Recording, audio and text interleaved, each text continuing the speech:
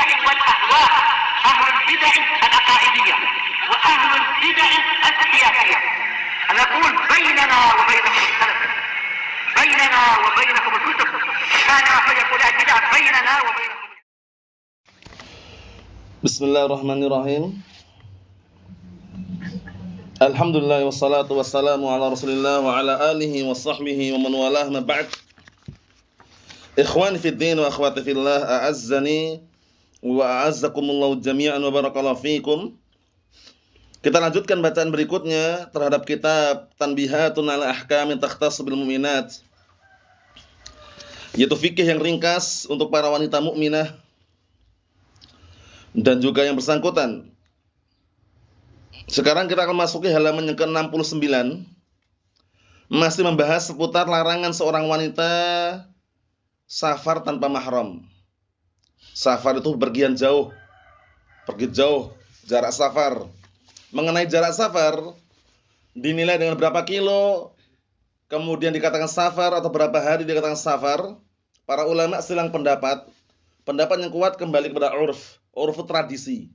Kembali ke uruf tradisi, kebiasaan orang setempat menghukumi safar atau tidak.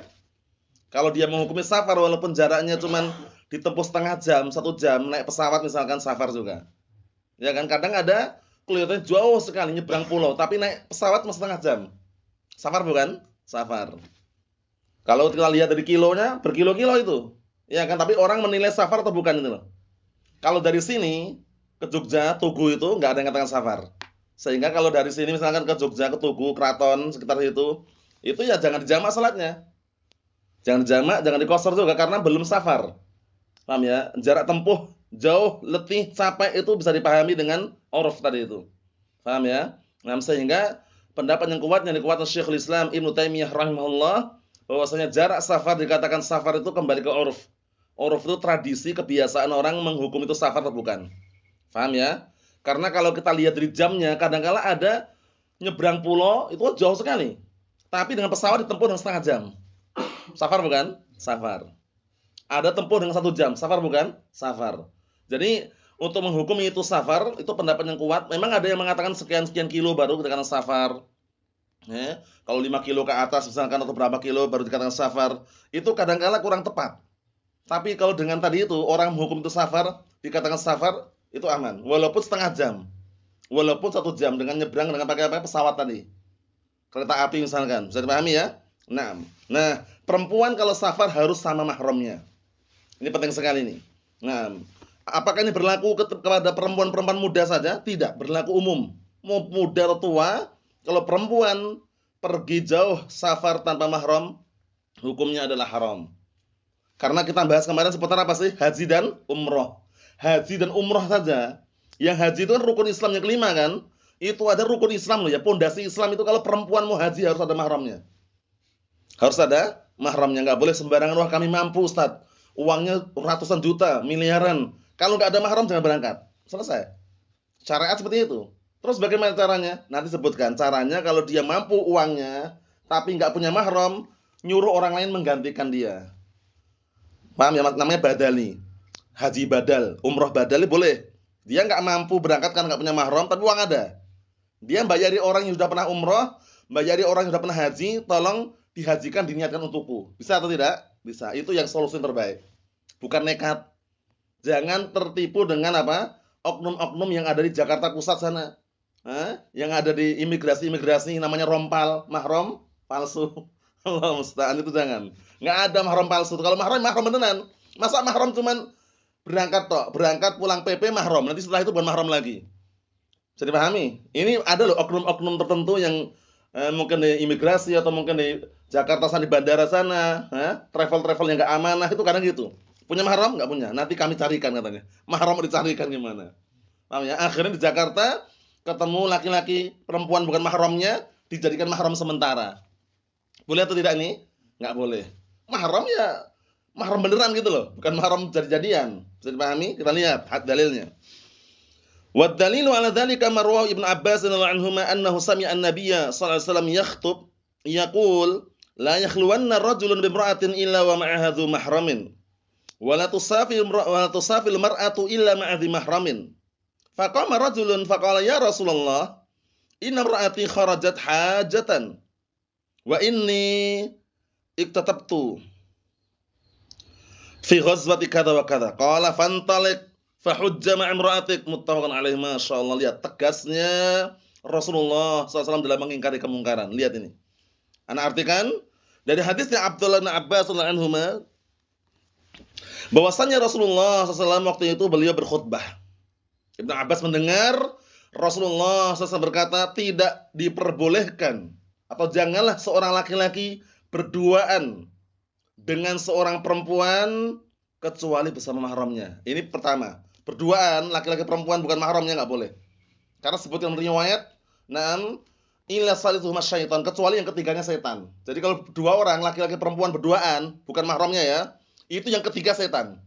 Maksudnya ada kemungkinan terjatuh dalam kemaksiatan loh. Imma berzina atau yang semisalnya, wal'iyadzubillah. Faham? Jadi kalau berduaan bukan mahram jangan. Mafhum? Kalau misalkan jual beli transaksi seperlunya. Seperlunya. Beli apa, barangnya mana, uangnya kasihkan, selesai. Tapi berduaan di kamar, berduaan di kantor misalkan, berduaan di suatu tempat, laki-laki perempuan bukan mahramnya, itu enggak diperbolehkan. Bisa dipahami ya? Karena yang ketiganya siapa? Setan. Kita enggak nampak, setan enggak nampak, tapi godaannya, gangguannya, ya kan, rayuannya, bujukannya, wal'iyadzubillah. Naam. Kemudian poin berikutnya, wala tusafirul mar'atu illa ma'adhi mahramin, dan tidak boleh seorang perempuan safar kecuali bersama mahramnya. Kemarin sudah kami sebutkan mahram-mahramnya ya. Di antara mahramnya untuk perempuan yang paling terdekat, atau sebelum itu ingat-ingat syarat seorang laki-laki jadi mahram, ya, pertama dia berakal, kedua dia dewasa, ketiga muslim. Muslim harus muslim. Kafir nggak bisa. Walaupun dia bapaknya, walaupun dia anaknya, karena orang kafir itu nggak bisa mengamankan itu loh. Bisa dipahami? Syaratnya berarti muslim, dewasa, berakal, laki-laki. Paham ya? Syarat untuk dikatakan mahram untuk safar. Nah, kemudian barakallahu fiik. Mahram itu siapa saja? Kemarin sudah kami sebutkan. Mahram kalau kita ambil perempuan dulu lah. Perempuan, mahramnya perempuan siapa? Suaminya. Atau anak laki-lakinya. Atau kakak laki-lakinya. Atau bapaknya. Atau keponakannya. Itu semuanya mahram, pamannya mahram. Paham ya? Nah, sepupu mahram bukan? Bukan. Sepupu bukan mahram, ingat-ingat, sepupu bukan mahram. Berarti boleh enggak orang nikahin sepupunya sendiri? Boleh. Secara syariat enggak ada larangan. Cuman orang-orang kadang takut itu loh. Wah, ini jangan-jangan keluarga sendiri. Memang masih kekeluargaan tapi bolehnya boleh secara syariat. Sepupu boleh dinikahi. Karena bukan mahramnya. Paham ya? Keponakan baru enggak boleh. Bisa dipahami ya? Nah, seperti itu. Kita lihat lagi. Faqama rajulun, kemudian tiba-tiba ada seorang lelaki berdiri. Faqala, seraya berkata, ya Rasulullah, wahai Rasulullah, inna imra'ati, sesungguhnya istriku, kharajat hajatan, dia pergi keluar untuk haji. Lihat. Perempuan ini maksud istrinya, laki-laki ini suaminya. Istrinya keluar haji, ingin haji. Wa inni iktatabtu fi ghazwati kadza wa kadza, dan aku sudah tercatat. Ya. Atau uktutibat atau uktutibtu ya, maksudnya sudah tercatat pada peperangan ini. Jadi suaminya ingin perang, tapi istrinya ingin berangkat haji tanpa mahram. Apa yang Rasulullah katakan? Qala fantalik, pulang kamu. Fahujja ma'imratik, hajilah kamu bersama istrimu. Lihat. Mau perang loh, mau berjihad ini, mau jihad, berangkat perang, tapi karena tahu istrinya mau haji sendirian tanpa mahram, Rasulullah memerintahkan kamu pulang sana, hajilah bersama istrimu. Lihat. Kenapa tujuannya? Agar istrinya berangkat bersama mahramnya gitu loh. Bisa dipahami? Karena ini posisinya istrinya ingin berangkat haji sendirian tanpa mahram. Suaminya ingin berangkat apa? Jihad, perang. Rasulullah mengatakan, pulanglah kamu, berhajilah bersama istrimu. Bisa dipahami? Karena ada mahramnya gitu loh. Ini penting sekali. Jadi di antara kita, ikhwah atau akhwat, pastikan paham syariat yang mulia ini. Kalau misalkan punya ibu, punya saudari, punya istri, anak perempuan, suatu ketika ada dana, ada uang mau umrah, mahramnya jangan lupa. Mahramnya jangan lupa. Kalau belum ada mahramnya, sabar dulu sampai dapat mahramnya. Mahram sudah kami sebutkan tadi ya. Insyaallah sudah paham semuanya. Kalau ada iskal, ada yang enggak paham bisa tanyakan nanti.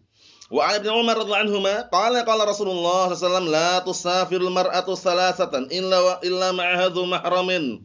Muttafaqun alaih. Dalam hadis yang lainnya, hadisnya Abdullah bin Umar radhiyallahu anhuma, qala beliau berkata telah bersabda Rasulullah SAW, tidak halal, tidak diperbolehkan seorang wanita safar 3 hari. 3 hari ini para ulama sedang pendapat 3 hari itu maksudnya 3 hari 3 malam atau hanya semacam bilangan yang menunjukkan jauh dia berjalan. Paham ya? Seperti itu. Kecuali bersama mahramnya, kecuali dia memiliki mahram. Nah, syahidnya ini bukan masalah 3 hari atau 2 hari ya. Syahidnya dia safar. Oh, safar setengah jam, 1 jam. Kalau safar pastikan ada mahramnya. Fungsinya apa sih mahram ini fungsinya? Fungsinya apa? Kenapa harus ada mahramnya? Untuk menjaga. Menjaga si wanita tadi kalau ada keperluan, ada kejadian yang mendadak, laki-laki ini bisa bantu. Ya, paham ya? Makanya syaratnya harus dewasa. Dewasa, berakal, muslim. Laki-laki. Karena kalau perempuan, itu kalau perempuan dan perempuan yang lain kan lemah. Sehingga kalau ada kejadian sesuatu, nggak bisa nolong perempuan yang lain. Makanya mahram safar itu laki-laki atau perempuan? Laki-laki. Itu penting sekali ya. Ustaz, ana safar bersama 1000 perempuan, bukan mahramnya. Bukan mahram safar maksudnya. Jadi dia bersafar dengan 1000 perempuan. Total berarti apa? 1001 perempuan. Safar bareng-bareng. Itu nggak diperbolehkan. Karena tanpa mahram. Jadi pahami, kalau ada kejadian itu nggak bisa apa-apa. Walaupun banyak. Nah, berarti kesimpulannya kita ambil poin penting. Mahram safar untuk perempuan itu laki-laki, dewasa, berakal, muslim. Itu syaratnya ya. Nah, kita lihat lagi. Wal ahadits fi hadza katsiratun, dan hadis-hadis mengenai hal ini banyak sekali. Tanha 'anis safar al-mar'ah lil hajj wa ghairihi, yang melarang safar seorang perempuan untuk haji. Untuk haji itu dilarang kalau tanpa mahram. Dan yang selainnya biduni mahram, tanpa mahram. Nah, ini larangannya kalau tanpa mahram loh ya. Kalau dengan mahram enggak ada larangan. Li'anna al-mar'ata dha'ifatun, karena perempuan itu lemah. Perempuan sekuat apapun lemah. Apalagi menghadapi barakallahu fik banyak masalah atau menghadapi laki-laki yang jahat misalkan, enggak bisa apa-apa. Ya'tariha ma ya'tariha minal awarid wal masa'ib fis safar. Karena yang namanya perempuan itu lemah, kemudian apa? Akan menghampiri dirinya perkara-perkara yang menghampiri dirinya berupa apa? Penghalang-penghalang dan rasa letih dan capek ketika safar. Biasanya bawa barang banyak, capek, letih. Kalau ada laki-laki kan bisa bantu. Ya kan? Ada mahramnya bisa bantu. La yaqumu bimuwajahatiha illa rijal. Tidak mampu untuk menghadapi rintangan, keberatan, sesuatu yang sulit di safar tadi kecuali para lelaki. Sehingga pentingnya mahram di situ pentingnya. Bisa dipahami ya? Para ulama mengecualikan, siapa kemarin yang dikecualikan boleh safar tanpa mahram? Orang yang ingin hijrah. Darurat ini. Tinggal di Amerika Serikat sana, nggak bisa menegakkan ibadah dengan leluasa, adzan dilarang, sholat dilarang, puasa nggak boleh, zakat nggak boleh misalkan, harus hijrah dia. Dari Amerika ke Saudi misalkan. Dari Amerika ke Yaman misalkan. Nah, walaupun tanpa mahram boleh. Karena apa? Darurat, dia harus hijrah. Selain itu, selain darurat nggak boleh. Jadi pahami? Nah, ini penting sekali. Sumahiyya matma'un lil fusaq, sahih. Kemudian perempuan itu incaran bagi lelaki yang fasik. Perempuan dimanapun kalau dia sendirian, mau yang udah berhijab ataupun istilahnya, apalagi yang nggak pakai hijab ya, apalagi yang buka-bukaan, yang berhias, itu adalah incaran orang-orang yang fasik, laki-laki fasik. Nanti digoda, dicandain, ditanya-tanya, ya kan? Yang namanya laki-laki fasik kan banyak. Nah, khawatir di situ. Kalau dia sendirian tanpa mahram, khawatir diganggu nanti. Kalau diganggu nggak ada yang membela dan nggak ada yang menolong dia. Tapi kalau ada mahramnya, mahramnya bisa mengatasi. Itu fungsinya, pahami ya? Nah, jadi jangan memberanikan diri safar tanpa mahram. Fala budda min mahramin yasunuha wa yahmiha min adahum, sahih. Maka harus ketika perempuan safar itu harus ada mahramnya yang menjaga dia dan melindungi dia dari gangguan mereka, laki-laki yang fasik. Laki-laki fasik yang jahat banyak atau tidak? Banyak. Menggoda, ganggu, nanya-nanya, ya kan? Apalagi perempuan yang tidak berhijab, ya kan? Perempuan yang buka-bukaan, perempuan yang menampilkan kecantikannya di hadapan laki-laki yang bukan mahramnya. Karena pada asalnya perempuan itu menampakkan kecantikan dan juga keindahan tubuhnya itu hanya di dalam rumah di hadapan suaminya kalau dapat suami. Paham ya? Adapun masalah wajah, tangan, lengan atau misalnya di hadapan mahramnya secara umum di dalam rumah. Adapun dia pamerkan kecantikannya di luar-luar, disaksikan laki-laki yang bukan mahramnya, itulah kesalahannya sehingga digoda. Ya enggak? Biasanya digoda, diganggu gara-gara apa? Gara-gara berhias tadi. Coba kalau dia bercadar, memakai pakaian yang syar'i, tertutup. Itu orang-orang mau ganggu takut kan? Wah, hitam-hitamnya apa? Takut ya. Tapi kalau terbuka, terbuka wajahnya, berhias, pakai lipstik yang harganya jutaan itu apa nih ya? Atau pakai apa? Nah, barakallahu fiik, nah bedak-bedak itu diganggu biasanya. Diincar laki-laki yang jahat. Nah, itulah yang namanya syariat Islam sebenarnya melindungi, bukan apa? Bukan menahan mereka, melindungi, melindungi dari kejahatan laki-laki yang tidak baik tadi. Sudah paham ya? Sehingga jangan merasa tertekan, wah, harus berhijab, berpakaian syar'i, harus ditutup wajahnya. Itu semuanya untuk apa? Kepentingan akhirat nanti. Di akhirat surga jaminannya. Paham ya? Jangan pernah merasa, oh panas Ustaz. Sekarang musim kemarau panas sekali siang itu. Keluar kemana-mana belanja pakai cadar itu panas. Panasnya dunia belum seberapa. Jangan sampai mencicipi panasnya apa? Neraka. Antum lihat, neraka yang paling ringan itu yang peruntukan untuk pamannya Rasulullah SAW siapa? Abu Thalib. Apa yang paling ringan coba bayangkan? Yang paling ringan menginjak bara api hingga otaknya mendidih. Itu paling ringannya itu atap neraka. Ngeri atau tidak? Ngeri. Kalau seandainya batu kerikil dilemparkan dari atas neraka itu sampai ke dalamnya itu 70 tahun baru sampai. Sab'una kharifah. 70 tahun baru sampai. Tahunnya tahun akhirat. Kemungkinan besar. Paham ya? Jadi ngeri sekali barakallahu fiik. Jangan pernah merasa, wah, panas akhirnya dibuka hijabnya. Semula berpakaian syar'i, tertutup wajahnya, enggak kuat tekanan kanan kiri depan belakang, suara-suara, kicauan-kicauan manusia yang enggak bertanggung jawab, ya kan? Dibuka akhirnya, enggak memakai pakaian syar'i lagi. Alasnya panas. Ingat-ingat, panasnya dunia belum seberapa, tapi panasnya di akhirat di neraka waliyadzubillah. Azab yang paling ringan apa tadi? Berdiri di atas bara api hingga otaknya mendidih waliyadzubillah. Coba bayangkan, ngeri sekali barakallahu fiik. Naam. Itu baru apa? Itu yang paling ringannya, bayangkan yang paling ringannya. Tapi beda kalau surga. Surga yang paling ringan, Masya Allah. Orang itu kalau masuk surga, itu merasa dia yang paling nomor satu. Walaupun surga paling bawah loh ya. Karena surga yang paling bawah, paling ringan itu keindahannya, kenikmatannya, kelebihannya, itu lebih baik, lebih bagus dari 10 kali dunia dan seisinya. Kurang apa? 10 kali dunia loh. Ini yang kita rasakan ini sudah ada 1 kali dunia atau belum? Belum ada kan? Ini 10 kali dunia. Dunia 10 dikalikan lagi. 10 kali dunia dan seisinya. Itu yang paling ringan. Itu surga yang paling bawah. Itu merasa Masya Allah yang dia paling tinggi. Padahal di atas masih ada yang tinggi. Nah, itu menunjukkan bahwasanya apa? Rahmatnya Allah Ta'ala itu sangat luas. Nah, ketika syariat menjaga perempuan dengan memakai pakaian syar'i, berhijab syar'i, ya kan? Nah, kemudian apa? Memakai pakaian yang longgar, luas, lebar, tidak berhias di hadapan laki-laki yang bukan mahramnya, itu semuanya demi nanti di akhirat, di surga. Masya Allah, perempuan-perempuan penduduk surga luar biasa. Dikasih kelebihan yang luar biasa, beda dengan perempuan penduduk dunia. Dia istiqomah dari mudanya sampai tuanya, nggak usah bingung, wah anda udah tua ini, nggak mungkin ini. Memang kalau sudah tua renta, sudah menopause, tidak produktif lagi, memang dalam ayat dalam surat An-Nur boleh dia membuka hijabnya boleh. Tapi kalau dia pakai lebih baik lagi gitu loh. Nah, ambil lebih baiknya. Karena nanti di surga itu nggak ada perempuan tua loh ya, di surga. Di dunia dia tua boleh. 50 tahun, 60 tahun, 70 tahun, akhwat misalkan. Tapi di surga nggak ada yang tua. Semuanya usianya sebaya, 30 tahunan kurang lebihnya. Paham ya? Sebaya. Paham ya? Sebaya, muda semuanya dan tidak ada janda. Apa ya? Nah, tidak ada janda, tidak ada perempuan tua, semuanya gadis semuanya. Itu seputar penduduk surga. Makanya panas di dunia itu sabar, tahan. Jangan sampai apa? Berkeinginan untuk mencoba panasnya di neraka waliyadzubillah. Allahumma sallim sallim. Kita lihat.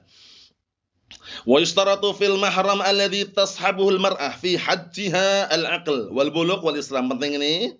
Dipahami baik-baik, dihafalkan ini. Disyaratkan untuk menjadi mahram yang menemani perempuan ketika haji. Pertama, akal. Berakal. Orang gila suruh nemani. Walaupun dewasa laki-laki, nggak ada fungsinya. Dia punya saudara gila misalkan, suruh nemani. Jadi mahram nggak bisa. Ya kan, orang gila kan suruh ke kanan kiri. Ya kan, suruh ke kiri malah ke kanan. Suruh naik malah turun ya. Iya kan, nggak paham gitu loh. Yang kedua, bulugh, dewasa. Jadi jangan mengatakan, wah ana mau pergi safar nih Ustaz. Sama anak kami katanya. Umur berapa tahun? 10 tahun. 10 tahun setelah umum belum dewasa. Paham ya? Belum bisa menjadi mahram. Mumayyiz, na'am mumayyiz mungkin. Tapi dewasa belum. Syaratnya bukan mumayyiz loh, syaratnya bulugh dewasa. Bisa dipahami ya? Rata-rata laki-laki kalau dewasa itu ya usianya ada yang 12 tahun ke atas, tergantung sih. Relatif tergantung. Paham ya? Nah, berapa dan keadaannya bagaimana? Di antara ciri khasnya adalah kalau sudah apa mimpi basah atau yang semisalnya. Mafhum? Nah, itu penting sekali. Syaratnya dewasa. Jadi kalau belum dewasa jangan nekat dijadikan mahram, belum bisa. Sabar. Nah, kalau orang tuanya, bapaknya, suaminya, dia tuh sadar akan syariat, dia yang nemani. Istrinya musafar dan perlu dan harus safar misalkan ya, temani bismillah. Itu caranya. Itu namanya sumsat namanya. Suami setia awan ya. Nah, sumsat suami setia. Nah, barakallahu fi. Kalau istri setia apa? Triset namanya. Itu cuma singkatan aja untuk memahami, memudahkan bahwasanya kalaupun dia sebagai seorang suami dan paham syariat, ketika istri mau safar dan harus temanilah. Paham ya? Kalau nggak ada mahram yang lainnya. Kalau ada mahram yang lainnya nggak masalah. Tapi dibiarkan dia umrah sendiri, dibiarkan haji sendiri. Tanpa mahram jangan. Dosanya double nanti. Double pertama, dia safar tanpa mahram dosa atau tidak? Dosa. Suaminya tidak menghalang-halangi. Suaminya tidak melarang. Dosa atau tidak? Dosa. Suami kena dosa, istri kena dosa. Wal'iyadzubillah. Mafhum? Nah, kita lihat lagi. Wal Islam, syaratnya Islam, agamanya. Berarti kalau bapaknya kafir misalkan, kakaknya kafir misalkan, suaminya kafir, wal'iyadzubillah, bisa enggak jadi mahram orang kafir? Tidak bisa. Li'anal kafira la yu'man 'alaiha, dikarenakan orang kafir itu tidak apa? Tidak bisa jadikan apa? Nah, tidak diharapkan keamanan padanya, maksudnya tidak bisa mengamankan. Fa in ayyisat, jika perempuan itu enggak mampu sama sekali dalam haramnya. Saudara enggak punya, bapak enggak punya, suami enggak punya, anak laki-laki enggak punya, abang laki-laki enggak punya juga. Intinya dia enggak punya mahram sama sekali. Bagaimana? Fa in ayyisat min wujudil mahram lazimaha an tastaniba man yahujju anha. Ini penting, ini perlu digaris bawah ini atau digaris secara umum. Lihat ini. Kalau dia tidak mampu, sama sekali enggak mampu, enggak ada mahram sama sekali, anak laki-laki enggak punya, suami enggak punya, bapak enggak punya, paman enggak punya, mahram enggak punya lah intinya. Maka harus bagi dia menyuruh orang lain menggantikan hajinya. Namanya haji badal. Umroh badal juga boleh. Tapi mencari orang yang sudah pernah umroh, mencari orang yang pernah haji. Misalkan antum di Indonesia, ya kan, ingin mengumrohkan orang tua udah meninggal, uang ada, tapi dia mungkin belum punya pengalaman sehingga dia mau berangkat sendiri masih apa? Khawatir. Nah, dia boleh nyuruh orang lain yang sudah pernah umroh, tolong antum berangkat umroh sana, diniatkan untuk orang tuaku, ngasih uang dia, ngasih uang biayanya, biaya semuanya bisa. Tapi nyari yang orang udah pernah umroh lah ya. Nah, orang yang udah pernah umroh, karena biar nanti umrohnya itu benar-benar murni untuk orang tuanya tadi, untuk diniatkan orang tuanya. Bisa dipahami ya? Nah, seperti itu. Jadi ini solusi yang terakhir. Kalau perempuan itu nggak punya mahram sama sekali dan dia punya harta, ingin menunaikan umroh atau haji, kan harus ada mahramnya. Ketika nggak ada mahram sama sekali, boleh menyuruh orang lain menggantikan. Tapi diniatkan untuk dia. Niatnya untuk dia, niatnya untuk perempuan yang nggak berangkat tadi. Bisa dipahami soalnya ya? Nah, ini penting sekali karena kadang-kala ada yang model seperti ini nggak mampu. Nggak mampunya itu bukan karena nggak ada mahram, kadang dia nggak mampu karena sakit. Mahram ada, cuman dia uang banyak, uang miliaran lah, uang miliaran, tapi dia sakit, terkapar, terbaring gitu, nggak bisa bergerak, dan dia pengen haji atau pengen umroh, nggak bisa berangkat, uang ada, nyuruh orang lain menggantikan. Bisa dipahami ya, insyaallah ya. Nah, itu banyak sekali. Dan tidak masalah antum menggaji orang yang berangkat tadi, itu nggak masalah. Kenapa? Itu jasanya. Dia ta'awun, kerjasama, tolong menolong, pergi itu butuh biaya. Nah, dia biaya semuanya, pulang pergi dibiayai sama orang yang nyuruh menggantikan tadi. Itu biasa, wajar seperti itu. Mafhum? Nah, seperti itu. Kita ambil dikit lagi kata beliau. Wa idza kana al-hajju nafalan usturita idnu zawjiha laha bil hajji li'annahu yafutu bihi haqquhu 'alaiha.